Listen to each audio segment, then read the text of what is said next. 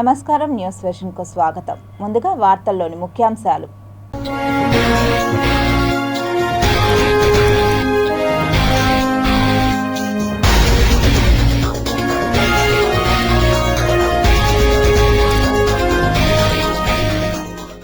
అంగారక గ్రహంపై జలధార మిస్టరీని ఛేదించిన శాస్త్రవేత్తలు. జస్టిస్ వర్మ ఇంట్లో కాలిన నోట్ల బస్తాలు, సంచలన వీడియో రిలీజ్ చేసిన సుప్రీంకోర్టు. మఠాల ముసుగులో వ్యాపారాలు చోద్యం చూస్తున్న టీటీడీ. తిరుమలలో పోలీసుల తనిఖీలు, అనధికారికంగా తిష్టవేసిన వారి గుర్తింపు. పేదవాడి ఫ్రిడ్జ్కి ఆదరణ, వేసవి తాపానికి మట్టి కుండలే నయం.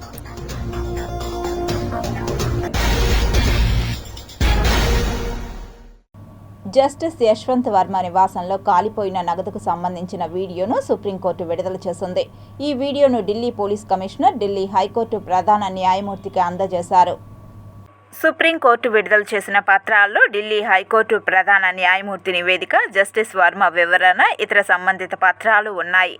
తన నివాసంలో పెద్ద మొత్తంలో లెక్కల్లో చూపనే నగదు కాలిపోయిన స్థితిలో బయటపడిందన్న ఆరోపణలను జస్టిస్ వర్మ ఖండించారు. ఈ దృశ్యాలు తనను ఉద్దేశపూర్వకంగా ఇరికించే కుట్రగా ఆయన అభివర్ణించారు. ఈ ఘటన తనపై తప్పుడు ఆరోపణలు చేయడానికి జరుగుతున్న కుట్రలో భాగమని జస్టిస్ వర్మ పేర్కొన్నారు. నాకు, నా కుటుంబ సభ్యులకు ఆ గదిలో నగదు నిల్వ ఉంచే అలవాటు లేదు. మా నగదు లావాదేవీలన్నీ బ్యాంకింగ్ ఛానల్స్, యూపీఐ కార్డుల ద్వారానే జరుగుతాయి. కాలిపోయిన నగదును ఎవరూ చూడలేదని స్పష్టం చేస్తున్నాను అని ఆయన వివరించారు. వీడియోలో కనిపిస్తున్నది సంఘటన జరిగిన వెంటనే తీసినప్పటికీ ఆ నగదును ఎవరూ స్వాధీనం చేసుకోలేదని, సిబ్బందికి కూడా చూపించలేదని ఆయన తెలిపారు. జస్టిస్ వర్మపై వచ్చిన ఆరోపణలపై విచారణ జరిపేందుకు భారత ప్రధాన న్యాయమూర్తి సంజీవ్ ఖన్నా 3 సభ్యుల కమిటీని ఏర్పాటు చేశారు. పంజాబ్, హర్యానా హైకోర్టుల ప్రధాన న్యాయమూర్తి జస్టిస్ సీల్నాగ్, హిమాచల్ ప్రదేశ్ హైకోర్టు ప్రధాన న్యాయమూర్తి జస్టిస్ జిఎస్ సంధవాలియా, కర్ణాటక హైకోర్టు న్యాయమూర్తి అనుశివరామన్ ఈ కమిటీలో సభ్యులుగా ఉంటారు. జస్టిస్ యశ్వంత్ వర్మకు ప్రస్తుతానికి ఎలాంటి న్యాయపరమైన పనులను అప్పగించవద్దని ఢిల్లీ హైకోర్టు ప్రధాన న్యాయమూర్తిని ఆదేశించారు. ఆంధ్రప్రదేశ్ రాష్ట్ర వ్యాప్తంగా అమలు చేస్తున్న ఎన్టీఆర్ భరోసా పింఛన్ల పథకం మరో సరికొత్త రికార్డుకు సిద్ధమవుతోంది. కొత్తగా మరో 93,000 మంది వితంతువులకు పింఛన్లు జారీ చేయనుంది ఏపీ సర్కార్. ఈ ఏడాది మే నెల నుంచి వీరందరికీ కొత్తగా పింఛన్లు ఇవ్వనున్నట్లు సెర్ఫ్ శాఖ మంత్రి కొండపల్లి శ్రీనివాస్ తెలిపారు. ఈ మేరకు విజయనగరం జిల్లా గాంట్యాడలో శనివారం ఆయన మీడియాతో మాట్లాడుతూ పలు ఆసక్తికర విషయాలు పంచుకున్నారు. ఇంతకీ ఏం చెప్పారంటే, రాష్ట్రంలో కొత్తగా దాదాపు 5 లక్షల మంది పింఛన్లకు అర్హులుగా గుర్తించామన్నారు. వారందరికీ త్వరలోనే మంజూరు చేస్తామని ఆయన అన్నారు. అలాగే ఉపాధి కల్పన, మహిళల స్వయం సాధికారత, మౌలిక సదుపాయాల కల్పనలో భాగంగా మండలాన్ని ఓ యూనిట్గా తీసుకొని విజన్ డాక్యుమెంట్ను రూపొందిస్తున్నామని మంత్రి కొండపల్లి శ్రీనివాస్ తెలిపారు. మరోవైపు డ్వాక్రా సంఘాలను కూడా ఆర్థికంగా బలోపేతం చేయడానికి మండలానికి ఒక మహిళా భవనం నిర్మించి దాన్ని శిక్షణా కేంద్రంగా తీర్చిదిద్దుతామని అన్నారు. పేదరిక నిర్మూలనకు దాతల సాయం తీసుకుంటున్నామన్నారు. అంటే నిరుపేద కుటుంబాలను ఆయా దాతలకు అప్పగించి వారి ద్వారా మెరుగైన జీవన విధానం అందేలా చర్యలు తీసుకోనున్నట్లు పేర్కొన్నారు. తద్వారా పేదలకు మెరుగైన జీవన విధానం అందేలా చర్యలు తీసుకుంటామన్నారు. కాగా ఇటీవల అసెంబ్లీలో పింఛన్లపై మంత్రి కొండపల్లి శ్రీనివాస్ మాట్లాడుతూ 50 ఏళ్లు నిండిన వారికి పింఛన్ పథకం అమలు చేస్తామని తెలిపారు. ప్రశ్నోత్తరాల సమయంలో సభ్యులు అడిగిన ప్రశ్నలకు మంత్రి ఈ మేరకు సమాధానం చెప్పారు. ఈ మేరకు బడ్జెట్లో కేటాయింపులు కూడా జరిపినట్లు తెలియజేశారు. ఒంటరి మహిళలు, డప్పు కళాకారులు, చేనేత కార్మికులు, ఆదివాసీ గిరిజనులు, సాంప్రదాయ చర్మకారులకు ఇప్పటికే పింఛన్లు ఇస్తున్నామని గుర్తు చేశారు. తిరుమలలో సోమవారం టీటీడీ ధర్మకర్తల మండలి సమావేశం జరగనుంది. అన్నమయ్య భవనంలో ఉదయం 10 గంటలకు ప్రారంభమయ్యే ఈ సమావేశంలో 2025-26 వార్షిక బడ్జెట్ను ప్రవేశపెట్టనున్నారు. అలాగే గతంలో తీసుకున్న నిర్ణయాలపై సమీక్షించడంతో పాటు ఇప్పటికే సిద్ధం చేసిన అజెండాలపై చర్చించి తీర్మానాలు చేయనున్నారు. శ్రీవారి దర్శనం కోసం వచ్చిన సీఎం చంద్రబాబు బోర్డుకు, అలాగే సభ్యులకు చేసిన పలు సూచనలపై కూడా చర్చించనున్నారు. గ్రామీణ ప్రాంతాల్లో శ్రీవారి ఆలయాల నిర్మాణం కోసం నూతన ట్రస్టుని ఏర్పాటు చేయాలనే సూచనకు అనుగుణంగా ప్రణాళికలు సిద్ధం చేయనున్నారు. అలిపిరిలో కొండలకు వెంబడి ఉన్న ప్రాంతాన్ని టెంపుల్ కారిడార్గా చేసే అంశంపైన చర్చించనున్నారు. అన్యమత ఉద్యోగుల తరలింపు, శ్రీవారి ఆస్తుల పరిరక్షణ వంటి అంశాలు కూడా చర్చకు రానున్నాయి. కూటమి ప్రభుత్వం ఆరంభ సూరత్వంగా నిర్ణయాలు ఉన్నాయని భక్తులు ఆవేదన వ్యక్తం చేస్తున్నారు. నిబంధనలకు విరుద్ధంగా వ్యవహరిస్తున్న మఠాలపై చర్యలకు వెనుకంజ వేయడమే ఇందుకు కారణంగా తెలుస్తోంది. శ్రీనివాసుడు కొలువైన సప్తగిరులలో ధార్మిక కార్యక్రమాల విస్తరణ పేరుతో విచ్చలవిడిగా వెలసిన పలు ఆశ్రమాలు, మఠాలు తమ లక్ష్యాన్ని మరిచిపోయి పక్కా వ్యాపార సంస్థలుగా ఒక విధంగా చెప్పాలంటే లాడ్జీల తరహాలో విస్తరించాయి. ధార్మికత ముసుగులో స్వామీజీలు ఈ మఠాలను మేనేజర్లకు అప్పగించి సబ్ లీజులకు లక్షలాది రూపాయలు ఆర్జన చేస్తూ వారి స్వధర్మాన్ని మర్చిపోతున్నారు. దేశంలోని ప్రముఖ స్వామీజీలు, మఠాధిపతులు, పీఠాధిపతుల పేరుతో కొండపై కోట్లాది రూపాయల విలువ చేసే స్థలాలను నామమాత్రపు అద్దెలకు టీటీడీ నుంచి శాశ్వతంగా స్వాధీనం చేసుకున్న స్వామీజీలు అందులో భక్తులకు ధార్మిక చింతన కలిగించాలని ప్రాథమిక సూత్రాన్ని పూర్తిగా విస్మరించాయి. అన్నదానాల పేరుతో కోట్లాది రూపాయలు విరాళాలు సేకరిస్తున్నారు. పేరుకు 10 మందికి అన్నం పెడుతూ కోట్ల రూపాయలను వెనకేసుకుంటున్నారు. అంతేకాదు తిరుమలలో గదులకున్న డిమాండ్ను చక్కగా క్యాష్ చేసుకుంటూ మఠాలు, ఆశ్రమాలలోని గదులను 5 స్టార్ హోటళ్లను తలపించే విధంగా మార్చేసి ఒక్కో గదిని 3,000 నుంచి 5,000 రూపాయల వరకు 24 గంటల సమయానికి అద్దెలుగా నిర్ణయించి భక్తులను నిలువు దోపిడీ చేస్తున్నారు. ఇటు టీటీడీ, అటు రాష్ట్ర ప్రభుత్వాల నిర్లక్ష్యంతో అణువు జాగా కూడా కోట్లాది విలువ చేసే తిరుమల కొండపై ఎంతో విలువైన స్థలాన్ని పొంది వాటిపై మళ్లీ కేటాయించిన స్థలాల కంటే అదనంగా ఆక్రమించి ఇష్టారాజ్యంగా నిర్మాణాలు చేపట్టారు. పవిత్ర శేషాచలం అటవీ ప్రాంతంలోని తిరుమలలో అక్రమ నిర్మాణాలపై ఏపీ హైకోర్టు కీలక వ్యాఖ్యలు చేయడంతో టీటీడీలో చలనం వస్తోంది. కేవలం హిందూ ధర్మ ప్రచారం కోసమే మఠాలకు భూములను కేటాయించాల్సి ఉన్నా కొందరు ఆ పేరుతో స్వార్థ ప్రయోజనాల కోసం తిరుమల పచ్చదనాన్ని దెబ్బతీస్తున్నారు. దీనిపై కీలక వ్యాఖ్యలు చేసిన ఏపీ హైకోర్టు తిరుమలను కాంక్రీట్ జంగిల్గా మార్చరాదని సూచించింది. తాజాగా ముఖ్యమంత్రి చంద్రబాబు నాయుడు నిన్న తిరుమలలో మీడియా సమావేశంలో ఇదే విధమైన వ్యాఖ్యలు చేశారు. పవిత్రతకు, ప్రశాంతతకు భంగం కలిగించే ఏ చర్యనైనా ఉపేక్షించమని స్పష్టం చేశారు. వైకాపా ప్రభుత్వ హయాంలో తిరుమలలో కర్ణాటకకు చెందిన బాగల్కోట్లోని బసవేశ్వర వీరశైవ సంఘం మఠానికి భూములు కేటాయించారు. అలాగే శ్రీ పాదరాజ మఠం నిర్మాణానికి భూములను ఇచ్చారు. ఇందులో బీవీఎస్ఎస్ మఠం స్థలం కేటాయింపులో అప్పటి వైకాపా ముఖ్యనేత, మాజీ తీతేదే ధర్మకర్తల మండలి చైర్మన్గా వ్యవహరించిన వైవి సుబ్బారెడ్డి సతీమణి స్వర్ణలతారెడ్డి సహకారంతో ఉన్నట్లు సమాచారం. కొన్ని సమస్యల కారణంగా శ్రీ పాదరాజ మఠం నిర్మాణం ఆగిపోయినా 2019లో ప్రారంభించేందుకు అనుమతించారు. దానిపై న్యాయస్థానంలో కేసు నడుస్తుండటంతో తిరిగి ఆగిపోయింది. అయితే బీవీఎస్ఎస్ మఠం నిర్మాణం పూర్తి చేసుకుంది. ఆ మఠం నిర్మాణంలో నిబంధనలను ఉల్లంఘించినట్లు తీతేదే రెవెన్యూ శాఖ తనిఖీల్లో గుర్తించడం గమనార్హం. గోగర్భం డ్యాం వద్ద ఆగిపోయిన శ్రీ పాదరాజ మఠం నిర్మాణం, గోగర్భం డ్యాం వద్ద నిర్మాణం పూర్తి చేసుకున్న బసవేశ్వర వీరశైవ సంఘం మఠం ఆక్రమణలు అడ్డు అదుపు లేకుండా ఇలా. గతంలో తిరుమలలోని మౌనస్వామి మఠం, విశాఖ శారదాపీఠం మఠాలు భూ ఆక్రమణలకు పాల్పడినట్లు రెవెన్యూ తనిఖీల్లో గుర్తించారు. ఈ మేరకు మౌనస్వామి మఠం 1,870 చదరపు అడుగులు, విశాఖ శారదాపీఠం 1,851.06 చదరపు అడుగులు, శ్రీ ప్రతివాది భయంకర్ మఠం 3,575, శ్రీ వల్లభాచార్యజీ మఠం 880, శ్రీ రామానుజ జిఆర్ మఠం 1,500 చదరపు అడుగులు సదరు మఠాలకు కేటాయించిన భూమి కంటే అదనంగా ఆక్రమించినట్లు గుర్తించారు. అయితే వైకాపా ప్రభుత్వం చొరవతో ఈ ఆక్రమణలను క్రమబద్ధీకరిస్తూ అప్పటి తీతేదే ధర్మకర్తల మండలి తీర్మానం చేస్తుంది. ఈ తీర్మానాన్ని అప్పటి తీతేదే ఈవో వైకాపా ప్రభుత్వానికి పంపగా 3 మఠాలకు క్రమబద్ధీకరిస్తూ ఆమోదం తెలిపింది. మౌనస్వామి మఠానికి చదరపు అడుగుకు 374 రూపాయలు, విశాఖ శారదాపీఠ మఠానికి 964 రూపాయల చొప్పున ఆ స్థలాల లీజును ఆమోదిస్తూ ఆక్రమణలను క్రమబద్ధీకరించారు. అలాగే మేదరమెట్ట సమీపంలోని శ్రీ రాఘవేంద్ర స్వామి మఠం ఆక్రమించి ఉపయోగించుకుంటున్న 3,360 చదరపు అడుగుల స్థలాన్ని క్రమబద్ధీకరించేందుకు తీతేదే గత బోర్డు డిసెంబర్ 2023లో ఆమోదం తెలిపింది. తిరుమలలో భూ ఆక్రమణలపై రాష్ట్రంలో నూతన ప్రభుత్వం చర్యలు చేపట్టింది. అందులో భాగంగా పూర్తి స్థాయిలో పరిశీలించి నివేదిక తయారు చేయాలని తీతేదే ధర్మకర్తల మండలి చైర్మన్ బీఆర్ నాయుడు, తీతేదే ఈవో జె శ్యామలరావు ఆదేశించారు. దీంతో రెవెన్యూ అధికారులు తిరుమల వ్యాప్తంగా ఉన్న మఠాల్లో రీసర్వే చేసి పూర్తి స్థాయిలో కొలతలు వేసి వాస్తవ కేటాయింపు స్థలాన్ని, ఆక్రమణ స్థలం కొలతలను నిర్ధారిస్తూ నివేదిక సిద్ధం చేశారు. తిరుమలలో ఆక్రమణలు, అక్రమ నిర్మాణాలపై తీతేదే చైర్మన్ బీఆర్ నాయుడు, బోర్డు సభ్యులు, తీతేదే అధికారులు కఠిన చర్యలు తీసుకునేందుకు సిద్ధమవుతున్నారు. ఈ నెల 24న జరిగే తీతేదే ధర్మకర్తల మండలి సమావేశంలో తీతేదే రెవెన్యూ విభాగం సిద్ధం చేసిన నివేదికపై సమగ్రంగా చర్చించి చర్యలు తీసుకుంటారని తెలిసిందే. అయితే ఒక్క శారదాపీఠం స్వామీజీకి సంబంధించిన ఆక్రమణలపై చర్యలకు పూనుకున్న యాజమాన్యంపై అనేక విధమైన ప్రతిఘటనలు ఎదురయ్యాయి.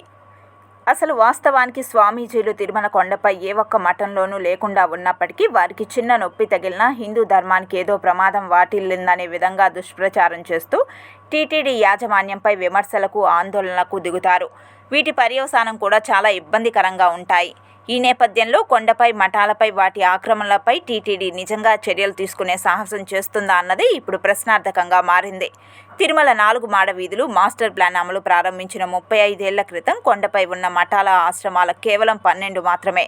అవి కూడా పూరిపాకల్లో పాడుపడిన గదుల్లో ఉండేవి. టీటీడీ స్వయంగా వీటిని అక్కడ తొలగించి ఆలయానికి మరికొంత వెనక భాగంలో మేదరమిట్ట వద్ద ప్రత్యామ్నాయంగా 4 గింతలు ఎక్కువగా స్థలాలను కేటాయించారు. అవి ఇప్పుడు ఆశ్రమాలుగా కాకుండా అందరి కళ్ళు జిగేలు మనిపించేలా తయారయ్యాయి. అటు తర్వాత కూడా దేశంలో ఎక్కడెక్కడో పేర్లు కూడా వినని మఠాలు, ఆశ్రమాలు పేరుతో ఇప్పుడు 29 సంఖ్యకు చేరుకున్నాయి. ఇప్పుడు టీటీడీ ఆశ్రయం కల్పించిన ఈ మఠాల స్వామీజీలు తమ స్వప్రయోజనాల కోసం టీటీడీని శాసించే విధంగా తయారై కూర్చున్నారు. తొలి దశ 33 ఏళ్ల లీజు కాలాన్ని పూర్తి చేసుకున్న ఈ మఠాలు, ఆశ్రమాలు రెండవ దశలో 2022 ఏడాదిలోనే అన్ని లీజులను మరో 33 ఏళ్లకు రెన్యువల్ చేస్తూ టీటీడీ వారందరికీ అంగీకరిస్తూ ప్రొసీడింగ్స్ కూడా జారీ చేస్తుంది. ఇది వైసీపీ పాలనా పుణ్యమే. అయితే ఇప్పుడు తాజాగా లీజు పొడిగింపును కూడా దక్కించుకున్న ఆశ్రమాల మఠాల స్వామీజీలు ప్రస్తుతం టీటీడీ చర్యలకు స్పందిస్తారా అన్నది వేచి చూడాలి. తిరుపతిలోని రైల్వే కాలనీ 35 వార్డు గ్రామ సచివాలయంలో ఎమ్మెల్యే ఆర్ఎన్ శ్రీనివాసులు విచ్చేయగా ఉచిత వైద్య శిబిరాన్ని నిర్వహించారు. 35వ డివిజన్ డిప్యూటీ మేయర్ గారి డివిజన్లో ఈరోజు జనసేన పార్టీ నాయకుడు, యువకుడు హరికృష్ణ గారి ఆధ్వర్యంలో, డిప్యూటీ మేయర్ ఆర్సీ గారి ఆధ్వర్యంలో ఈరోజు మెడికల్ క్యాంపు ఈ డివిజన్ పరిధిలో ఉన్న 2-3 డివిజన్ల పరిధిలో ఉన్న అందరినీ కూడా మెడికల్ క్యాంప్ ఆర్గనైజ్ చేయడం హరికృష్ణ గారిని మనస్ఫూర్తిగా అభినందిస్తున్నాను. పేదలకు హాస్పిటల్స్కి పోయే సౌకర్యాలు లేకుండా ఇక్కడే తాత్కాలిక జబ్బులు ఏదైనా ఉన్నా వాళ్ళకి ఇక్కడే డాక్టర్లు రప్పించి ఈ జనసేన పార్టీ ఆధ్వర్యంలో మన జనసేన నాయకుడు హరికృష్ణ గారు చేపట్టడం మనస్ఫూర్తిగా మరొకసారి అభినందిస్తూ ఈ యొక్క మెడికల్ క్యాంప్ని ప్రజలందరూ కూడా సద్వినియోగం చేసుకొని కావాల్సిన డాక్టర్ల దగ్గర చెక్ చేసుకొని కావాల్సిన మందు మాత్రలు ఏర్పాటు చేసుకొని ఇంకా ఏదైనా ఎక్కువ జబ్బులు ఉంటే హాస్పిటల్లో పోయి అడ్మిట్ అయ్యి వాళ్ళకు సూచనలు సలహాలు ఇస్తారు. మేము స్విమ్స్లో కానీ రోయాలో కానీ చెప్తాం, కరెక్ట్గా వాళ్ళకు అందే విధంగా కూడా చేస్తామనేసి కూడా సౌకర్యం అందే విధంగా చేస్తామనేసి కూడా తెలియజేస్తాం. తిరుపతి నగరపాలక సంస్థకు సంబంధించిన ఇందిరా ప్రియదర్శిని కూరగాయల మార్కెట్కు నిర్వహించిన వేలంలో 4.76 కోట్ల రూపాయలతో మోహన్ బాబు దక్కించుకున్నారని కమిషనర్ ఎన్ మౌర్య తెలిపారు. 2025-26 ఆర్థిక సంవత్సరానికి గాను 22వ తేదీ ఉదయం 11 గంటలకు నగరపాలక సంస్థ కార్యాలయంలో కమిషనర్ సమక్షంలో బహిరంగ వేలం పాట నిర్వహించారు. ఇందులో ఇందిరా ప్రియదర్శిని కూరగాయల మార్కెట్ను జిఎన్ మోహన్ బాబు 4,76 లక్షల రూపాయలకు, రామచంద్ర గుంటకట్ట మార్కెట్ను పిఎస్ మునిరాజబాబు 2,34,000 రూపాయలకు, జంతు వధశాలను పిఎస్ మునిరాజబాబు 4 లక్షల రూపాయలకు, Gandhi road, Tilak road, mask road వగైరా, తిలక్ రోడ్డు మార్టినల యందు హరే రామ హరే కృష్ణ గుడి రోడ్డు ఇరుపక్కల కపిలతీర్థం జంక్షన్ యందు పార్కింగ్ స్థలమును బి విష్ణువర్ధన్ 33,30,000 రూపాయలకు, శ్రీనివాస ఏరియా ఎదురుగా భారతీ బస్టాండ్ పార్కింగ్ స్థలంను ఎంకే సురేష్ కుమార్ 10,40,000 రూపాయలకు, జిఎన్ మరియు జిఎస్ పార్కింగ్ స్థలంను ఎం కృష్ణమూర్తి 3,35,599 రూపాయలకు పాడి హెచ్చు పాటదారులుగా నిలిచారు. కాగా వినాయక సాగర్ పార్కుకు 3 డిపాజిట్ చెల్లించగా ఒకే సీల్డ్ టెండర్ వచ్చింది. డబ్బులు చెల్లించి బహిరంగ వేలంలో ఎవ్వరూ పాల్గొననందున సీల్డ్ టెండర్లు సంవత్సరానికి 18 లక్షల రూపాయలు కోట్ చేశారు.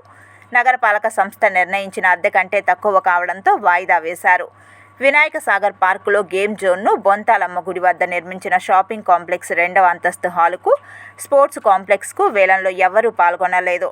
నగరపాలక సంస్థ నియమ నిబంధనల మేరకు కాంట్రాక్టర్లు నడుచుకోవాలని కమిషనర్ ఎన్ మౌర్య సూచించారు.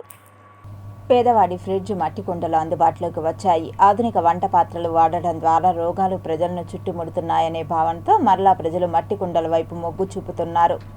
అల్యూమినియం, స్టీల్, ఇతర పాత్రలు వాడుకలోకి రావడంతో మట్టి కుండలకు ఆదరణ క్రమక్రమంగా తగ్గింది.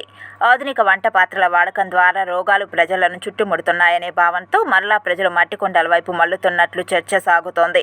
చాలా చోట్ల వంటలకు, తాగునీటికి మట్టి కుండల వైపు మొగ్గు చూపుతున్నారు.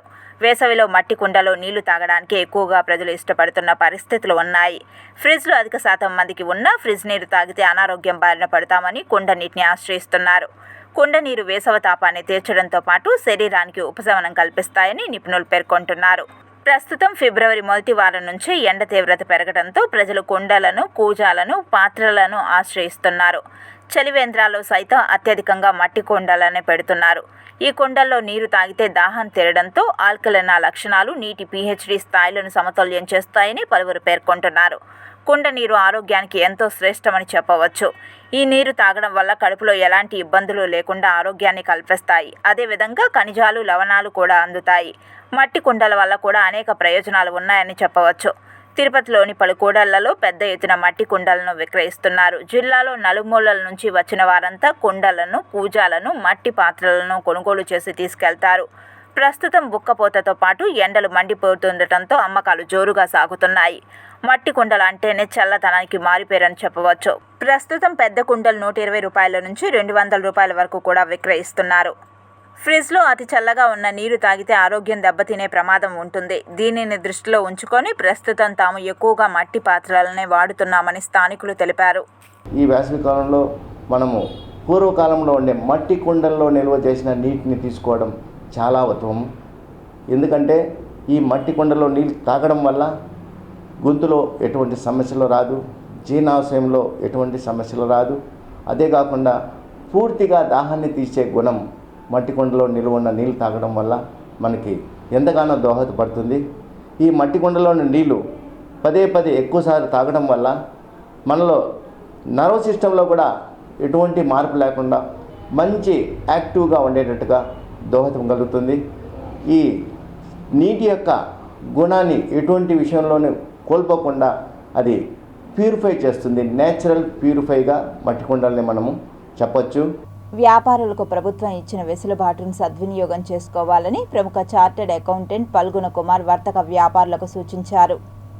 తిరుపతి ఓ ప్రైవేట్ హోటల్లో ఏర్పాటు చేసిన విలేకరుల సమావేశంలో Andhra Pradesh chamber of commerce, industry federation మరియు తిరుపతి జిల్లా ఛాంబర్ ఆఫ్ కామర్స్ వారి ఆధ్వర్యంలో 2025-26 సంవత్సరం ఆర్థిక శాఖ కేంద్ర బడ్జెట్ యొక్క నూతన చట్టాలు మరియు GST చట్టాలపై వ్యాపారస్తులకు అవగాహన కార్యక్రమాన్ని ఏర్పాటు చేశారు. వ్యాపారులు లేవనెత్తిన పలు సందేహాలను నివృత్తి చేసి కేంద్ర ప్రభుత్వం ఇచ్చిన వెసులుబాటును సద్వినియోగం చేసుకోవాలని తెలిపారు. ముఖ్యంగా 12 లక్షల రూపాయల వరకు పన్ను లేకుండా ఒక వ్యక్తి తన ఆదాయాన్ని పొందవచ్చున్నటువంటి మన ఆనరబుల్ ఫైనాన్స్ మినిస్టర్ గారు చేసినటువంటి ప్రతిపాదన యొక్క లాభాన్ని ఎలాగా సద్వినియోగం చేసుకోవాలి, ఆ నిజమైనటువంటి 12 లక్షల లోపల ఆదాయాలకన్నిటికీ రిటర్న్స్ దాఖలు చేసి వాళ్ళందరూ కూడా ఆ ఫైనాన్స్ మినిస్టర్ గారు ఇచ్చినటువంటి వెసులుబాటుని వస్తని వాడుకోండి, మీ అందరికి కూడా చాలా సరళతరంగా ఉంటుంది అని చెప్పాం. అలాగే విశ్వాస్ స్కీమ్ అనే కొత్త స్కీమ్ పెట్టారు. అది నెలాఖరుతో ఆల్మోస్ట్ ఎక్స్పైర్ అయిపోతుంది.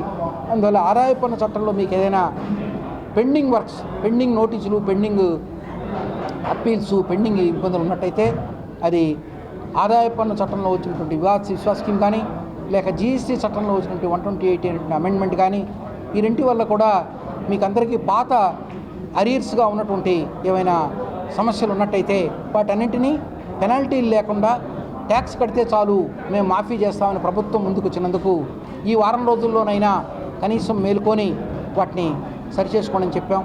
అలాగే ఈ ఇయర్ పెట్టినటువంటి బడ్జెట్ రేపు నెల ఏప్రిల్ 1 నుంచి వచ్చేటువంటి ఆర్థిక సంవత్సరానికి వాళ్ళు చేసినటువంటి మార్పులు కొన్ని ఉన్నాయి. దేశ స్వాతంత్ర్యం కోసం అతి చిన్న వయసులోనే ప్రాణత్యాగం చేసిన వీరులు భగత్ సింగ్ అని, ఆయన ఆశయ సాధన కోసం యువత కృషి చేయాలని షహీద్ దివాస్ సందర్భంగా తిరుపతి ప్రభుత్వ రుయా హాస్పిటల్లో యువకులు రక్తదానం చేసి దేశానికి భగత్ సింగ్ అందించిన సేవలను స్మరించుకున్నారు. కేంద్ర చిత్తూరు వారి సహకారంతో ఈ blood donation camp Shaheed Diwas సందర్భంగా అమరవీరుల త్యాగ ఫలితంగా ఈరోజు ఈ బ్లడ్ డొనేషన్ క్యాంప్ని ఏర్పాటు చేయడం జరిగింది. ప్రజా సాధికారిక ట్రస్ట్ వారి ఆధ్వర్యంలో వారి దేశం కోసం పోరాడి ప్రాణాలు అర్పించిన భగత్ సింగ్, రాజ్గురు, సుఖ్దేవ్ వాళ్ళ అమరవీరుల త్యాగ ఫలితంగా షహీద్ దివస్ సందర్భంగా ఈరోజు ప్రజా సాధికారిక ట్రస్ట్ వారి ఆధ్వర్యంలో ఈ బ్లడ్ క్యాంప్ని డొనేట్ చేయడం జరిగింది. శ్రీవారి మెట్టు చిరు వ్యాపారులు చేపట్టిన నిరసన దీక్షలు 216 రోజులుగా చేస్తున్నా ఇంతవరకు టీటీడీ అధికారుల నుండి చలనం రాకపోవడం బాధాకరమని CITU నాయకులు వాపోయారు. తిరుపతి అలిపిరి పాదాల మండపం వద్ద నీవైనా మా మొరను ఆలకించు వెంకన్న అంటూ శ్రీ వెంకటేశ్వర స్వామి వారి చిత్రపటాన్ని చేతిలో ఉంచుకొని 100 కొబ్బరికాయలను కొట్టారు. ఈ సందర్భంగా జయచంద్ర మాట్లాడుతూ తమ న్యాయబద్ధమైన సమస్యలను పరిష్కరించడంలో తిరుమల తిరుపతి దేవస్థానం అధికారులు అలసత్వం వ్యవహరించడం బాధాకరమని అన్నారు. శ్రీవారి మెట్టు మార్గం చిరు వ్యాపారులు చేస్తున్న దీక్షలు 216 రోజులకు చేరుకున్న నేపథ్యంలో ఇప్పటికైనా టీటీడీ పాలక మండలి సభ్యులు, అధికారులు తమకు న్యాయం చేయాలని, తమ కుటుంబాలను ఆదుకోవాలని వేడుకున్నారు. ప్రజలకు సంబంధించినటువంటి చిరు వ్యాపారాలకు సంబంధించినటువంటి విషయాలపైన ఈరోజు మేము అడుగుతా ఉన్నాం, మాట్లాడుతున్నాం. దీనిపైన ఏమాత్రం కూడా టీటీడీ యాజమాన్యం స్పందించినటువంటి దాఖలాలు కనిపించట్లేదు. కాబట్టి న్యాయమైనటువంటి సమస్య కాబట్టి వెంకన్న స్వామి కన్నా చెప్తే ఇది ఏమైనా సమస్య పరిష్కారం అవుతుందని చెప్పిన అనేది ఈరోజు 100 టెంకాయలతో వెంకన్న స్వామికి ఈరోజు మేము ఈ కార్యక్రమం నిర్వహించడం అనేది జరుగుతుంది. వెంకన్న స్వామి ఇప్పటికైనా మా వాళ్ళపైన కరుణించు అని చెప్పినని వెంకన్న స్వామిని మొక్కోవడానికే ఈరోజు మేము ఈ కార్యక్రమం నిర్వహిస్తూ ఉన్నాం. కాబట్టి తక్షణమే టీటీడీ యాజమాన్యం దిగొచ్చి మాకు న్యాయమైనటువంటి సమస్యను పరిష్కారం చేయాలని చెప్పి డిమాండ్ చేస్తూ ఉన్నాం. స్విమ్స్లో పనిచేసే కార్మికులపై పనిభారం పెంచడం దారుణమని సిఐటియు నేత కందారపు మురళి ఆరోపించారు. కాంట్రాక్ట్ పద్ధతిన విధులు నిర్వర్తిస్తున్న వారిని టీటీడీలోకి తీసుకోవాలని డిమాండ్ చేశారు. ప్రయోజనం చేకూరాలంటే టీటీడీలో ఉంటే బాగుంటుందని చెప్పి మనమంతా భావించాం. ప్రజలు భావించడమే కాదు, అక్కడ ఉన్నటువంటి ఉద్యోగులు, కాంట్రాక్ట్ కార్మికులు, డాక్టర్లు అందరూ కూడా టీటీడీ చేతిలోకి పోతే ఇది మరింత విస్తరిస్తుంది, బలమైనటువంటి ఒక వ్యవస్థగా మారుతుందని చెప్పి అందరూ భావించారు. దురదృష్టం ఏంటంటే వీళ్ళు పెనములోంచి పొయ్యిలో పడినట్టుగా అయిపోయింది. ఈరోజు ప్రభుత్వం దగ్గర ఉన్నప్పుడు ఒక రకమైన సమస్యలు అయితే ప్రభుత్వం నుంచి టీటీడీకి వచ్చిన తర్వాత ఇంకో కొత్త సమస్యలన్నీ ప్రారంభమైనాయి. కొత్త సమస్యలు ఏంటనంటే ఈరోజు ఇది లాభాపేక్షతో నడుపుతున్నటువంటి ఒక సంస్థగా మారిపోయింది, వ్యాపారంగా అయిపోయింది. సర్వీస్ అనేది మర్చిపోయారు. స్విమ్స్ అనేది సర్వీసు ఓరియంటెడ్గా ఉండాలి, సేవాభావం కలిగి ఉండాలి అన్నదాన్ని మర్చిపోయి ఈరోజు దాన్ని ఎంత లాభం వస్తుందని చెప్పి లెక్కలేసుకునే దశకి చేరిపోయింది. మేము ఇంత ఇస్తున్నాము పెట్టుబడి, 200 కోట్లు మేము పెడుతున్నాము, మీ దగ్గర నుంచి ఎంత వస్తుంది అని మాట్లాడుతున్నారు. 200 కోట్లు పెట్టుబడి పెడితే 260 కోట్లు వీళ్ళు వెనక్కి తీసుకున్నారు. అంటే ప్రతిరోజు పరిస్థితి ఏమైపోతుందంటే రోగులతో వ్యవహరించే తీరు కానీ, లేదా అక్కడ ఉన్నటువంటి ఎంప్లాయీస్తో కానీ, వర్కర్లతో కానీ వీళ్ళందరితో కూడా మీతో మాకు ఏమి లాభం అన్నట్టుగా తయారైంది. కాబట్టి ఇదివరకే నోటీసు కూడా ఇవ్వడం జరిగింది, సమస్యలు పరిష్కారం చేయమని చెప్పి వినతి పత్రాలు ఇవ్వడం జరిగింది. ఇప్పటికి అనివార్యంగా వీళ్ళ కార్మికులందరూ కూడా సమస్య పరిష్కారం కాలేదు కాబట్టి ఏడీ బిల్డింగ్ వద్ద అనివార్యమై సమస్యల పరిష్కారం కోసం ధర్నా కార్యక్రమానికి కూడా చేపట్టాలని చెప్పి అనుకోవడం జరిగింది. సమస్యలు ఇప్పటికైనా టీటీడీ యాజమాన్యం, స్విమ్స్ యాజమాన్యం ఇప్పటికైనా స్పందించి సమస్యలు పరిష్కారం చేయాలని, లేని పక్షంలో కార్మికులందరూ కూడా పెద్ద ఎత్తున ఆందోళన చేపడతారు. ఆ పరిస్థితి తెచ్చుకోకుండా ఇప్పటికైనా ఈ సమస్యలు వెంటనే పరిష్కారం చేయాలని చెప్పి తెలియజేస్తాను. శ్రీవారి పాదాల వద్ద అలిపిరిలో ముంతాజ్ హోటల్కు ఇచ్చిన అనుమతులను సీఎం చంద్రబాబు రద్దు చేయడాన్ని హర్షిస్తూ హిందూ సాధు పరిషత్కు సంబంధించిన నాయకులు జగన్నాథం, ఓంకార్ తదితరులు హర్షం వ్యక్తం చేశారు. ముంతాజ్ హోటల్ గురించి భారతదేశం అందరూ కూడా చూసే విధంగా మీరు అన్ని ఛానల్లో కానీ అన్ని పేపర్లో కానీ రాసినారు కాబట్టి అది హైలైట్ అయింది. అది రాష్ట్ర ప్రభుత్వం దృష్టికి వెళ్ళేదానికి ముఖ్య కారకులు అందరూ చేసిన విధానంకైనా మీరు చేసిన విధానాలకి ప్రత్యేకమైన మీకు మరీ ధన్యవాదాలు. రాష్ట్రంలో ఉన్నటువంటి ప్రతి హిందువు కూడా ఒక సంక్రాంతి, ఉగాది, దీపావళి వస్తే ఒకేసారి వస్తే ఎంత ఆనందపడతారో ఈ ముంతాజ్ హోటల్ని క్యాన్సిల్ చేసిన దానికి హిందువులందరూ కూడా ఒక పండగ వాతావరణంలాగా అందరూ కూడా కంటికి తెలియని విధంగా ఆనందపడుతున్నారు. దానికి కారకులైనటువంటి వాళ్ళందరికీ కూడా ఈరోజు ప్రత్యేకంగా ధన్యవాదాలు చెప్పేదానికి ఈ కార్యక్రమం పెట్టుకున్నాం. వీళ్ళందరూ కలిసికట్టుగా కృషిలో చేసి వాళ్ళతో పాలు పంచుకొని సహాయ సహకారాలు అందిస్తూ ఈ ఉద్యమాన్ని ముందుకు తీసుకెళ్లారు. సమాజంలో సాధువుల అవసరం ఎంతుందో శ్రీనివాసానంద సరస్వతి గారు నిరూపించారు. అదేవిధంగా ఏదైనా ఒకటి మనం సాధించుకోవాలంటే ఉద్యమకారుల అవసరం ఎంతుందో, కాబట్టి సమాజంలో అందరూ కలిసికట్టుగా ఏ పనైతే చేస్తే హృదయపూర్వకంగా చేయాలా, హృదయ స్పందనతో చేయాలా, అప్పుడు హృదయంలో ఉండే పరమాత్మే మంచి నిర్ణయాలు తీసుకునే విధంగా ఇలా సహాయ సహకారాలు అందిస్తారు. అలాగా అందరూ ఈ ఉద్యమంలో పాల్గొని దీన్ని సాధించారు. పిల్లలు, వృద్ధులు అని తారతమ్యం లేకుండా మహిళలపై జరుగుతున్న అత్యాచారాలు నిలువరించేందుకు ప్రతి ఒక్కరూ అవగాహన కలిగి ఉండాలని శక్తి టీం ఏఎస్ఐ గిరిజ తెలిపారు. తిరుపతి యూత్ హాస్టల్లో మన సంస్కృతి కళా సంస్థ ఆధ్వర్యంలో అంతర్జాతీయ మహిళా దినోత్సవ కార్యక్రమాన్ని ఏర్పాటు చేశారు.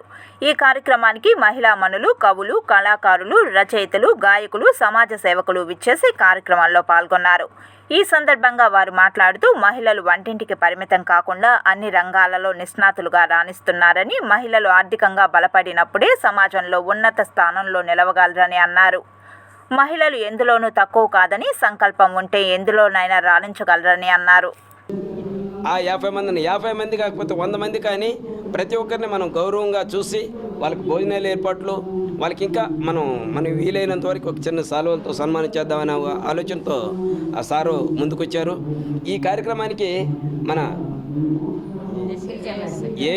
ఏఎస్ఐ మేడం గారు, అదేవిధంగా మన మా డిపిఆర్ఓ వాళ్ళు, అదేవిధంగా మన వెలుగు ఆఫీస్ నుండి, ఇంకా మహిళా సంఘాల నుండి, ఎస్ఎస్ఎఫ్ ప్రతి సిబ్బంది నుండి ఇక్కడికి వచ్చి ఈ కార్యక్రమాన్ని విజయవంతం చేసేదానికి ముందుకు వచ్చినటువంటి ప్రతి ఒక్కరికి కూడా మా కళాభివందనాలు తెలియజేసుకుంటాం. ఎలక్ట్రానిక్స్ అండ్ కమ్యూనికేషన్స్ ఇంజనీరింగ్ విద్యార్థుల ముగింపు కార్యక్రమం ఘనంగా నిర్వహించుకున్నారు. What he has learned, how he achieved the IAS, really they are very inspiring to all of you, and I take this opportunity that all the students must be inspired by such people and make use of your time, get the required expertise, get the required talents, get the required skills, improve yourself. ముస్లింలు అత్యంత భక్తి శ్రద్ధలతో జరుపుకునే పండుగ రంజాన్ పర్వదినమని నాయకులు, ప్రభుత్వ అధికారులు అందరి సమిష్టి సహకారంతో రంజాన్ వేడుకను ఘనంగా నిర్వహించడం జరుగుతుందని తిరుపతి ప్రెస్ క్లబ్లో ఏర్పాటు చేసిన విలేకరుల సమావేశంలో ఈద్గా మైదానం నూతన అధ్యక్షులు ఎస్ఎండి రఫీ తెలిపారు. యాక్టివేషన్ అంటే అక్కడ పందిరి కానివ్వండి, వాళ్ళకి మొత్తం సదుపాయాలు కల్పించడానికి, మరియు ఆ ఈద్గా కూడా కొన్ని ఏళ్ళగా మాకు తరతరాలుగా మేము అక్కడ నమాజులు చేసుకుంటున్నాము. మా ముత్తాత కాలం నుంచి అక్కడ నమాజులు చేసుకుంటున్నాం. ఆ ఈద్గా కూడా కొద్ది ప్రాబ్లంగానే ఉంది. అందరూ గతంలో మాకు ఆ ఈద్గా ఇప్పిస్తామని ఎంతోమంది చెప్పారు, కానీ ఎవరు ఏం చేయాల. ఈసారి మాకు పూర్తి నమ్మకం అంటే ఈ కుటుంబ ప్రభుత్వంలో మాకు ఈద్గా మాకు అనుకూలంగా అవుతుందనేసి మేము ఆశిస్తూ ఈ ఈద్గా గురించి పోరాడడానికి, మేము ఎక్కడికైనా రావడానికి కూడా, మేము ఎక్కడికైనా వెళ్ళడానికి కూడా మేము పూర్తిగా కమిటీ సభ్యులందరూ, అదేవిధంగా మసీద్ ముత్తవలీలు అందరూ కలుపుకొని పోవడానికి కూడా మేము సిద్ధంగా ఉన్నాము.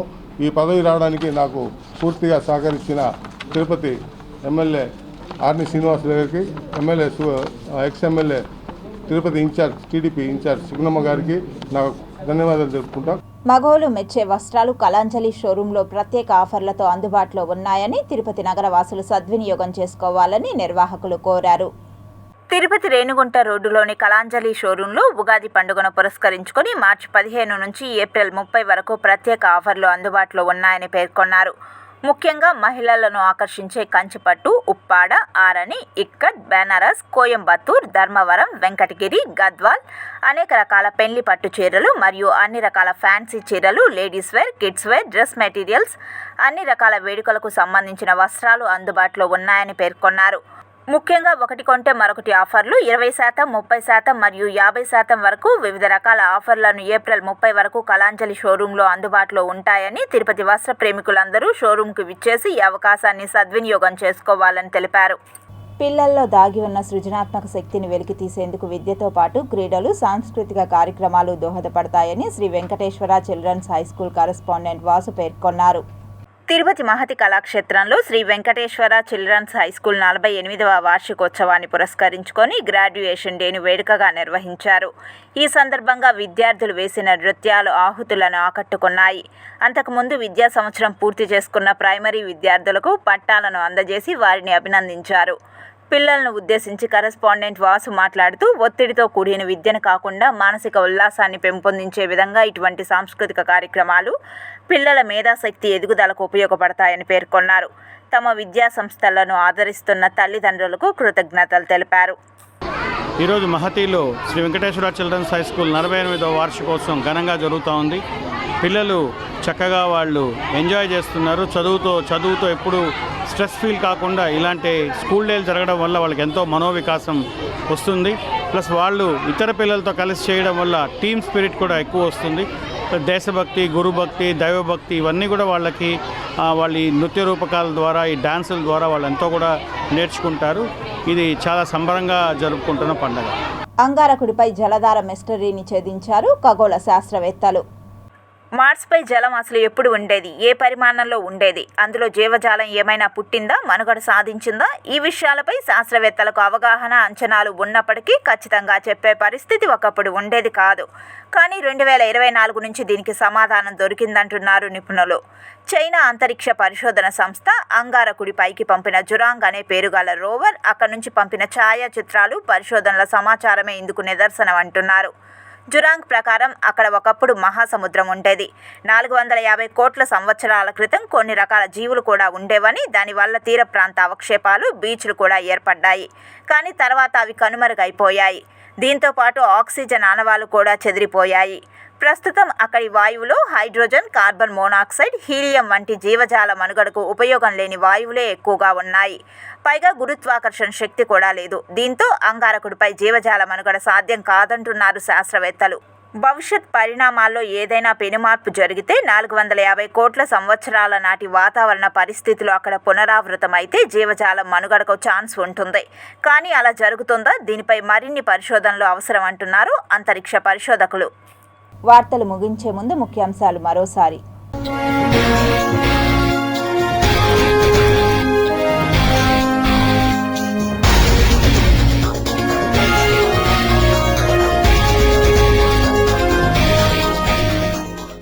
అంగారక గ్రహంపై జలధార మిస్టరీని ఛేదించిన శాస్త్రవేత్తలు.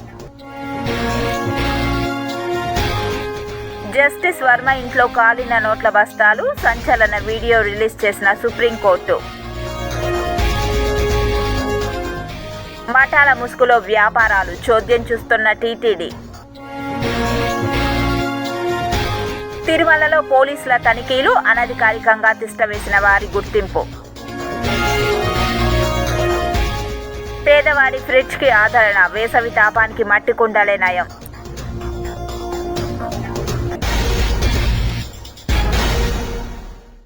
ఈ వార్తలు ఇంతటితో సమాప్తం. సమగ్ర సమాచారంతో న్యూస్ విజన్లో మళ్ళీ కలుద్దాం. అంతవరకు సెలవు. నమస్కారం.